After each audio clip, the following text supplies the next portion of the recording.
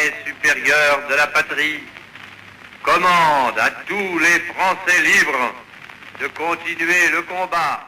1940, le monde est en guerre. Depuis Londres, le général de Gaulle lance son appel.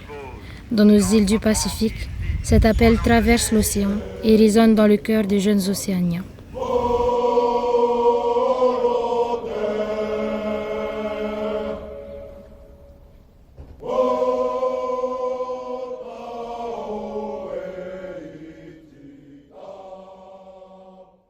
En 1940, loin de leur terre natale, plus de 300 jeunes océaniens ont répondu à l'appel de la liberté. Les Tamaris volontaires ont marqué de leur courage l'histoire. Ce projet, porté par les élèves de terminale STMG du lycée d'Outuroa, rend hommage à leur mémoire et à l'esprit de fraternité qui a guidé leur combat. C'est un projet mémoriel, c'est un projet qui est destiné à rappeler à nos jeunes générations, mais aussi à la population générale, parce que c'est quelque chose d'un peu oublié, quel a été le sacrifice des Tamaris volontaires pour le pays et pour cette terre lointaine qui était celle de France à l'époque.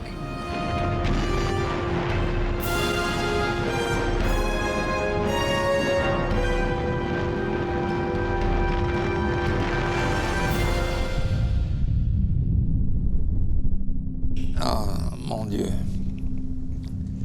Moi, un jeune homme comme ça, tout seul, là, dans ce bordel-là, c'est trop dur pour un jeune homme qui sort d'une petite île comme ça. Ça change un homme, la guerre. Enfin, toujours est-il que nous, on est sortis vivants et on a eu de la chance.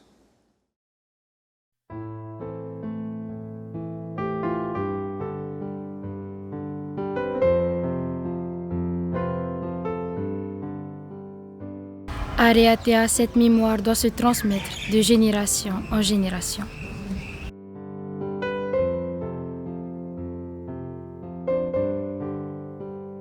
Parmi ces jeunes engagés, l'un d'eux est né à Outuroa en 1918, Julien Alain. Comme plusieurs de ses camarades, il incarne le courage et l'abnégation des Tamaris volontaires, prêts à mourir loin de leur Fénois pour défendre la liberté. Engagé dans l'armée de l'air aux côtés de Natapu Mara, René Machcourt et Félix Lagarde, il fut formé comme radiomitrailleur en Nouvelle-Zélande avant d'être affecté au groupe de bombardement lourd Lorraine. La guerre n'attend pas. Entre mai et octobre 1943, les missions se succèdent, plus risquées les unes que les autres. Le 22 octobre 1943, les objectifs du groupe Lorraine sont les usines d'aviation de Courcelles, près de Charleroi, en Belgique. 36 avions y participent. 30 rentreront. Celui de Julien Alain est manquant. Extrait du livre de marche et d'opération de l'escadron Lorraine. Nous sommes pris dans un feu nourri de l'artillerie anti-aérienne ennemie qui crépite de tous les côtés. L'appareil du wing commander est en flammes. Nous sommes touchés à notre tour. Le lieutenant va essayer de poser le Boston dans un champ. Nous avons percuté une haie. L'avion prend feu. Le lieutenant Simon Stoloff, qui a survécu au crash, prend dans ses bras Julien Alain mourant et reste avec lui jusqu'à la fin. Julien Alain succomba à ses blessures après le crash de son bombardier Boston, abattu par la flaque. Il repose aujourd'hui dans le carré français du cimetière de Capelle aux Pays-Bas. Julien Alain, oe te whanauriani ai te pito te whenua moa o Raiatea. Oe, mai to oe mau te e Tamari volontaire. Ya tui to otau ro. Moi, ça me touche profondément, surtout quand tu sais qui étaient les Tamaris volontaires. Moi, je pense que cette histoire devrait être connue par tous les jeunes de la Polynésie. Alors, ce projet rend hommage à Julien Alain, mais également à l'ensemble des Tamaris volontaires.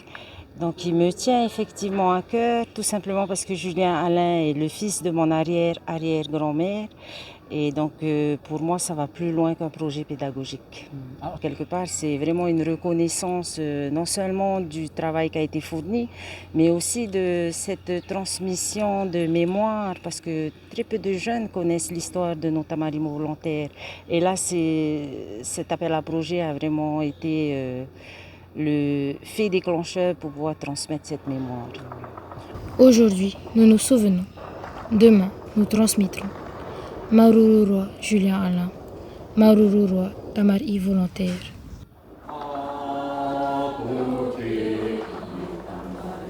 Oh